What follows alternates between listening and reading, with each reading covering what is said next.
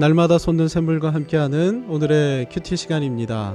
2020년 9월 10일 목요일, 오늘의 말씀은 고린도전서 11장 17절로 26절까지 말씀입니다. 내가 명하는 이 일에 너희를 칭찬하지 아니하나니 이는 너희의 모임이 유익이 못되고 도리어 해로움이라. 먼저 너희가 교회에 모일 때 너희 중에 분쟁이 있다 함을 듣고 어느 정도 믿거니와 너희 중에 파당이 있어야 너희 중에 옳다 인정함을 받은 자들이 나타나게 되리라. 그런즉 너희가 함께 모여서 주의 만찬을 먹을 수 없으니 이는 먹을 때 각각 자기의 만찬을 먼저 갖다 먹으므로 어떤 사람은 시장하고 어떤 사람은 취함이라. 너희가 먹고 마실 집이 없느냐? 너희가 하나님의 교회를 업신여기고 빈궁한 자들을 부끄럽게 하느냐? 내가 너희에게 무슨 말을 하랴? 너희를 칭찬하랴? 이것으로 칭찬하지 않노라. 내가 너희에게 전한 것은 주께 받은 것이니 곧 주 예수께서 잡히시던 밤에 떡을 가지사 축사하시고 떼어 이르시되 이것은 너희를 위하는 내 몸이니 이것을 행하여 나를 기념하라 하시고 식후에 또한 그와 같이 잔을 가지시고 이르시되 이 잔은 내 피로 세운 새 언약이니 이것을 행하여 마실 때마다 나를 기념하라 하셨으니 너희가 이 떡을 먹으며 이 잔을 마실 때마다 주의 죽으심을 그가 오실 때까지 전하는 것이니라. 고린도 교회는 사도 바울이 2차 전도 여행 중에 설립한 교회입니다. 2차 전도 여행이 어떻게 시작됐는지를 기억하실 것입니다.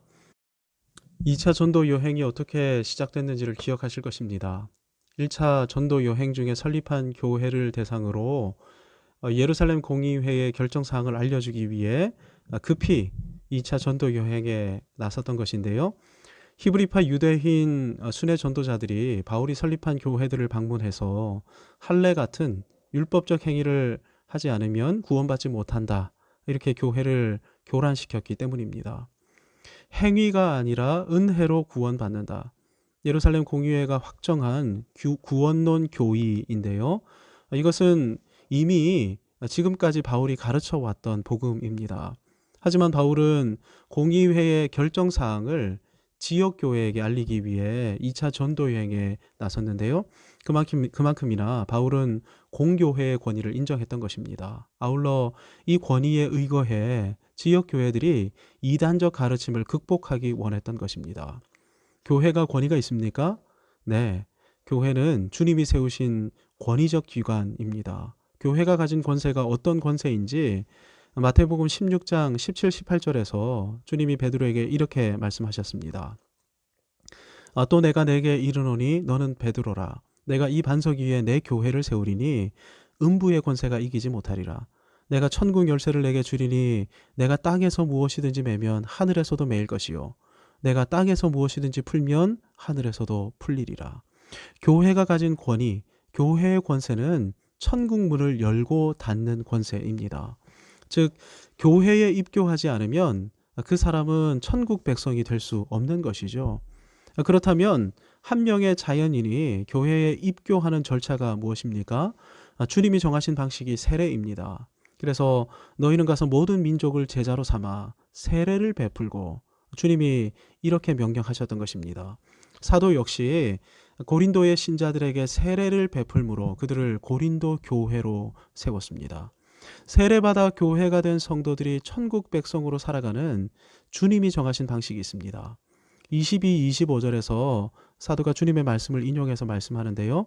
축사하시고 떼어 이르시되 이것은 너희를 위하는 내 몸이니 이것을 행하여 나를 기념하라 하시고 식후에 또한 그와 같이 잔을 가지시고 이르시되 이 잔은 내 피로 세운 새 언약이니 이것을 행하여 마실 때마다 나를 기념하라 하셨으니 천국 백성으로 살아가기 위해 반드시 필요한 것, 그것이 성만찬입니다. 왜 성만찬에 참여해야만 합니까? 우리 모두가 이 땅을 살아가려면 에너지를 필요로 하기 때문이죠. 먹고 마시고 밥을 먹을 때 그 힘으로 살아갈 수 있는 것입니다. 천국 백성 역시 마찬가지입니다.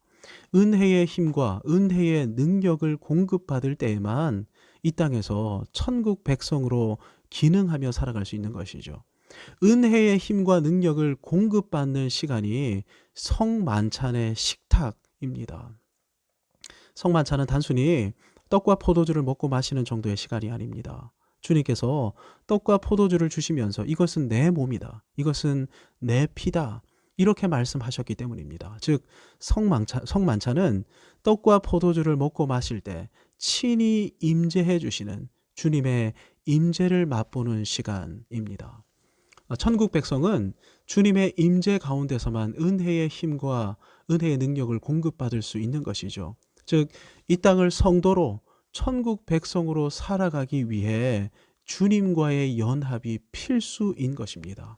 그래서 고대 교회는 일부 예배를 말씀의 중심, 말씀 중심의 예배로 드렸고 2부 예배를 성만찬 중심의 예배로 드렸습니다. 성만찬은 1년에 두세 번씩 가끔씩 하는 행사가 아니라 예배 때마다 반드시 행해야만 하는 필수적인 은혜의 방편으로 여겼던 것이죠. 그래서 우리가 속해 있는 개혁교회는 은혜의 방편으로 다음 세 가지밖에 없다고 지금까지 가르치고 있습니다. 말씀, 기도, 성례. 그러니까 성만찬은 선택이 아니라 필수인 것입니다. 지금 우리는 코로나 시대를 맞이해서 비대면 예배라는 생소한 이름의 예배를 드리고 있는데요. 비대면 예배가 초래한 재미있는 현상이 하나 있습니다. 소위 스타 목사님들이 설교하는 몇몇 교회의 유튜브 설교가 굉장히 활성화되고 있다는 것입니다. 뭐 수십만 뷰가 있을 정도로 이 목사님들의 설교에 사람들이 굉장히 몰려들고 있는 것입니다. 유튜브로 예배 드리다 보니까 이 교회 예배도 클릭해보고 저 교회 예배도 클릭하면서 여기가 좋겠다 싶어서 더 이상 자기 교회 예배를 드리는 것이 아니라 유명 목사님이 설교하는 교회 예배를 시청하는 것입니다. 그러면서 오늘도 예배 드렸다 이런 분들이 늘어나고 있는 것이죠. 영상 예배 인프라가 갖춰지지 않은 교회들이 대부분입니다. 그런 것에 반해 유명 목사님이 등장하는 영상은 영상 화질이며 카메라 앵글이며 영상의 음성이며 심지어 세션이 갖추어진 찬양팀까지 모든 면에서 프로페셔널하기 때문이죠. 지역교회를 그러니까 지역교회를 온전히 세우고 지키기 위해서라도 성만찬은 필수라는 사실을 우리가 기억해야 합니다. 성만찬이 진행돼야 온전한 예배를 드리는 것이고 성만찬에 참여하는 사람들이 온전한 지역교회의 일원이기 때문입니다. 그래서 품행에 문제가 생기고 죄악이 드러난 형제에 대해 교회가 어떻게 했습니까? 수찬 중지, 수찬 정지 몇 개월 이런 식으로 치리해 왔던 것이죠. 즉 수찬 정지, 성만찬에 참여하지 못하는 것은 성도에게 있어서 큰 형벌인 것입니다. 물론 하나님께서는 말씀으로 은혜를 베푸십니다. 말씀은 눈에 보이지 않는 은혜이죠. 하지만 성만찬은 보이지 않는 은혜를 가시화시키는 눈에 보이는 은혜의 방편입니다. 따라서 우리 교회도 가능하면 자주 많이 성만찬을 시행해야 할 것입니다. 고린도 교회 역시 매주일 성만찬을 드렸는데요. 초대교회 성만찬은 작은 떡 한 조각, 작은 컵에 든 포도주로 이루어진 그런 시간이 아니었습니다. 실제 식사 시간에 식사와 더불어 진행하는 시간이 성만찬이었습니다. 성만찬과 애찬이 함께 어우러진 실제 식사가 초대교회 성만찬이었던 것입니다. 지금 우리는 교회 식당에서 식사를 준비해서 먹지만 초대교회에서는 각기 성도들이 가져올 수 있는 만큼 준비해 와서 모든 성도들과 함께 그 준비한 것을 나눠 먹는 시간, 이것이 성만찬과 애찬이었습니다. 오늘날의 서구의 파티가 연상되는 모습이지 않습니까? 각자 준비해 온 것을 공유해서 다 함께 먹는 시간, 어떤 시간이었을까요? 축제와도 같은 그런 파티와도 같은 시간이었을 것입니다. 실제 성도의 교제와 교통이 이루어지고 무엇보다 우리를 위해 살찌고 피 흘리신 주님의 사랑을 기억하는 것으로 충만한 은혜가 임하는 정말로 복되고 거룩한 시간이 초대교회, 고대교회의 성만찬이었던 것이죠. 사도는 예루살렘 교회로부터 이 성만찬 전통을 받아서 고린도 교회도 똑같이 시행했는데요. 바울 사도가 사역할 당시 고린도 교회 성만찬은 은혜의 시간, 주님의 은혜와 공동체 연합을 확인하는 축제의 시간이었을 것입니다. 하지만 십자가 복음에서 이탈하면서 성만찬은 또 다른 분쟁의 원인이 되기 시작했습니다. 21절에 고린도 교회의 문제가 소개됩니다. 이는 먹을 때 각각 자기의 만찬을 먼저 갖다 먹으므로 어떤 사람은 시장하고 어떤 사람은 취함이라. 공동 번역을 보면 보다 쉬운 말로 번역되어 있습니다. 여러분은 모여서 음식을 먹을 때에 각각 자기가 가져온 것을 먼저 먹어치우고 따라서 굶주리는 사람이 생기는가 하면 술에 만취하는 사람도 생기니 말입니다. 예전에는 각각 가져온 음식을 모든 형제 자매와 함께 나누어 먹었습니다. 하지만 십자가 복음을 떠난 이후 어떻게 됐습니까? 그 이후에도 여전히 성만찬은 시행되었지만 전혀 다른 모습의 성만찬이 진행되기 시작했습니다. 더 이상 자기가 가져온 것을, 자기의 것을 나누지 않기 시작했던 것이죠. 특히 부유한 성도들은 자기만 배부르게 먹고 포도주 역시 자기만 먹다 보니까 여전히 먹지 못해 배고파하는 성도들이 있었음에도 불구하고 스스로는 만취하는 단계까지 나아가기 시작했던 것이죠.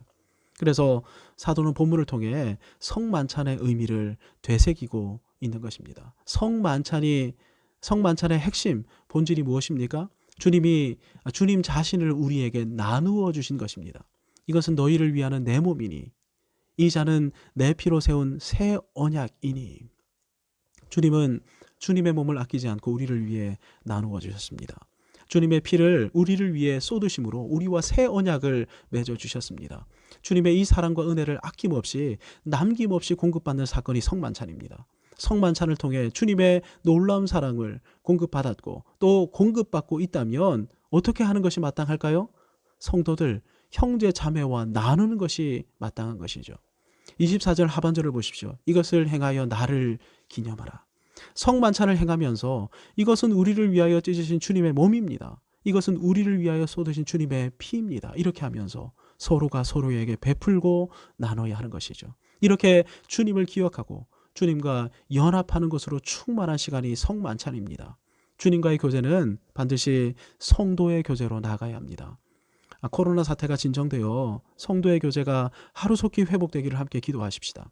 성만찬이 시행되는 것이 진정한 지역교회입니다.